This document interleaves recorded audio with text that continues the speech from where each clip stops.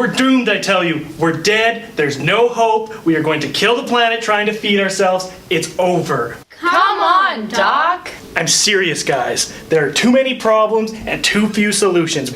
Well, Dr. D, I'll give you this. As industrial large-scale farming becomes an increasingly prominent part of our world, a whole slew of problems are beginning to emerge. Even more alarming is the fact that these effects are rarely confined to the immediate area of the farm. In terms of aquatic systems, dangerous runoff from industrial farms often finds its way into neighboring lakes, rivers, and streams, and it has been documented to find its way even as far as the ocean. The chemical compounds, bacteria, and excess nutrients contained in this runoff causes a myriad of ecological disruptions, one of the most notable being the rapid eutrophication of local lakes and ponds. We're going to kill ourselves. It's over. Slow down there, Doc. Let's look at the facts before we panic. The ecological function of any aquatic system is governed by the availability of limiting nutrients such as nitrogen and phosphorus. Thus, a huge input of phosphorus could put a freshwater system into a tailspin. As David Schindler so elegantly demonstrated in his 1974 study, when we saturate a body of water with phosphorus, we set the stage for such unfavorable guests as blue-green algae blooms. To make matters even more depressing, even after the external flow of phosphorus is cut off, the effects stick around, because phosphorus can remain in the sediment layer and be recycled back into the water column, sustaining the effects of eutrophication. Another culprit in the crime of agricultural runoff are various pesticides that seem to be applied with a heavy hand in industrial settings. Those harmful chemical agents used to keep pesky pests away also do a lot of harm to local critters, especially freshwater fish.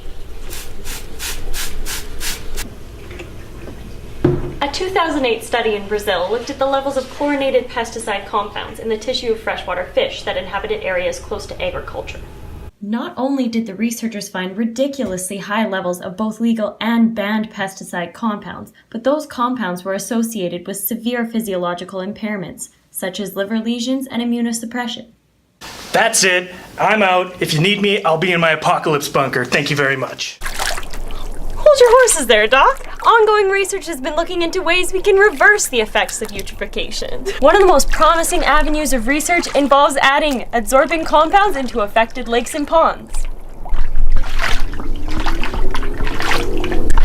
Furthermore, a recent study by Landman and Ling looked at the possible physiological consequences of adding these compounds on freshwater fish.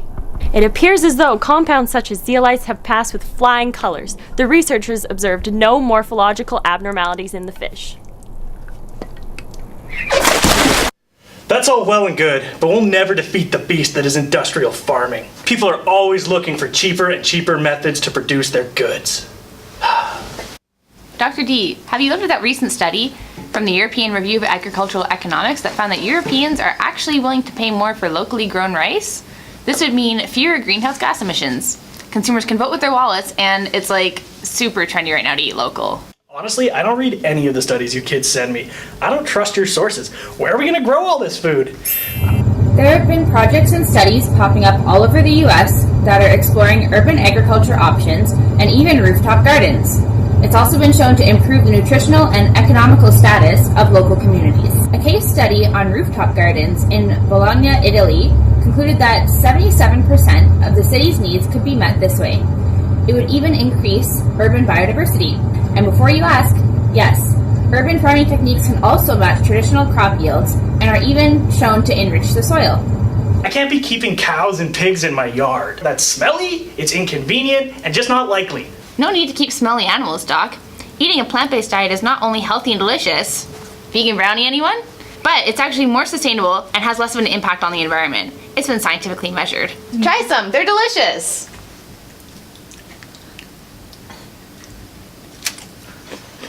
False. No one would eat this crap. Actually, Doc, you might be surprised to know that there was a recent study done in Brazil that looked at school menu programs and what happened when they started implementing them for the kids there. The kids actually began eating more fruits, veggies, and legumes than before, promoting a much healthier diet in their learning environment in schools. Imagine the difference this could make if we started influencing the younger generations like this and really believing in them. You believe in us, right, Dr. Depression? Listen, girls, what we believe makes no difference. The Earth is already set on a course for disaster. We're doomed. The world is getting hot, and as per usual, guess what the root cause of it is? Us. Did you know that of all the things, one of the main contributors is cow farts? Why wouldn't it be cow farts? Literal cow farts. Particularly the methane released from livestock is one of the main culprits of anthropogenic climate change. And it's not as if we're just gonna stop eating meat. Moral of the story is that we are gonna cook ourselves trying to produce enough things to cook. Not so fast, friend. Why don't you take a seat and let me drop some hope bombs? You're completely accurate in your assessment of the problems with our industrial-sized production of meats, but there are measures we can take to curtail this problem and save our planet. Now, I know for some of you meat lover enthusiasts, the thought of changing your pizza preferences or eating bugs is fairly daunting. So let's get sci-fi.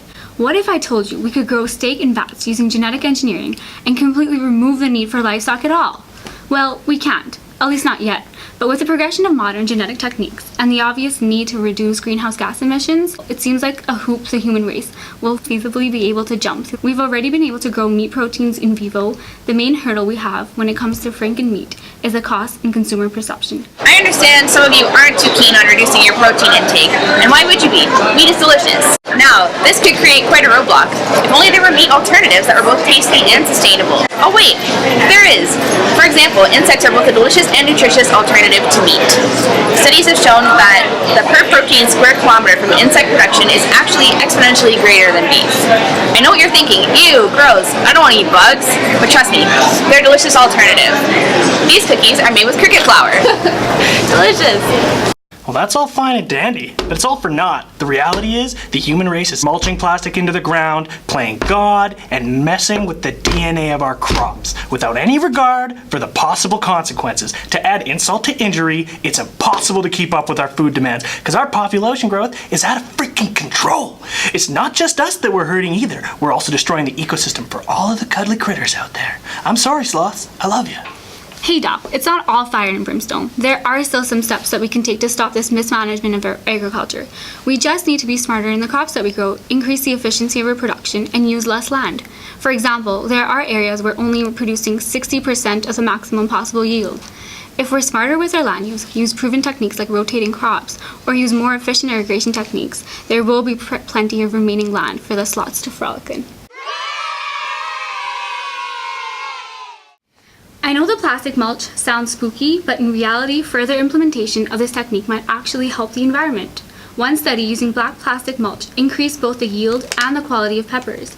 This type of efficient fertilizer could realistically allow us to move closer to our goal of reduced land use. All this idealistic mumbo-jumbo is fine in theory, but I'm telling you, it doesn't matter. Big corporations and corrupt politicians aren't going to do a single thing to implement any of the suggestions you kids have made. They only care about one thing, their bottom line. Hey Dr. D, just take a second and exhale. Everything you just said is true, but sitting around and pouting isn't going to do anything. We need to start holding the people in power accountable for the methods they're using. Too often, we receive righteous words, but apathetic action from our politicians and agriculture corporations. It's up to us to demand action.